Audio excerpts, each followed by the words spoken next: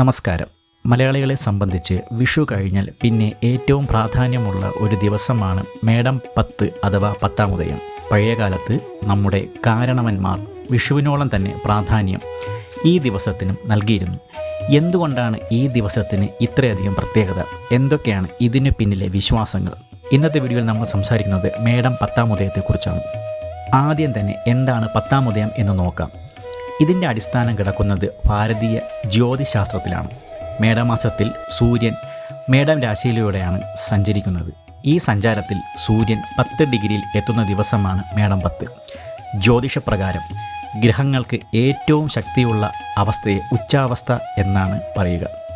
മേടം 10-ന് സൂര്യൻ തൻ്റെ പരമോച്ചാവസ്ഥയിൽ എത്തുന്നു. അതായത് സൂര്യൻ ഏറ്റവും കൂടുതൽ ബലവും ശക്തിയും ഉള്ള ദിവസമാണത്.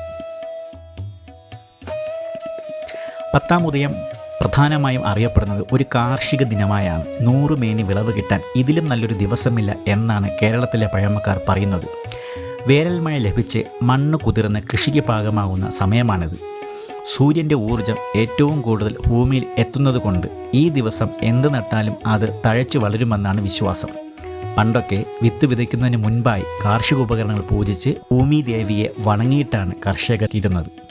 ഹിന്ദു വിശ്വാസപ്രകാരം ഈ ദിവസം സൂര്യഭഗവാനെ പ്രാർത്ഥിക്കുന്നത് ആയുസ്സും ആരോഗ്യവും വർദ്ധിപ്പിക്കും എന്നാണ് വിശ്വാസം. രാവിലെ എഴുന്നേറ്റ് സൂര്യോദയം കണ്ട് ആദ്യത്തെ ഹൃദയം ജപിക്കുന്നത് വളരെ നല്ലതാണ്. മറ്റൊരു പ്രധാന കാര്യം, 10-ാം ഉദയം ഒരു സ്വയം സിദ്ധ മുഹൂർത്തമാണ്. അതായത് നമ്മൾ സാധാരണ ഒരു നല്ല കാര്യം ചെയ്യാൻ പഞ്ചാംഗം നോക്കി സമയം കുറിക്കാറുണ്ടല്ലോ. എന്നാൽ ഈ ദിവസം അങ്ങനൊരു മുഹൂർത്തം നോക്കേണ്ട ആവശ്യമില്ല. ഗൃഹപ്രവേശം, പുതിയ ബിസിനസ് തുടങ്ങൽ, സ്വർണം വാങ്ങൽ, വിവാഹം തുടങ്ങി ഏത് ശുഭകാര്യവും തുടങ്ങാൻ ഏറ്റവും നല്ല ദിവസമാണിത്.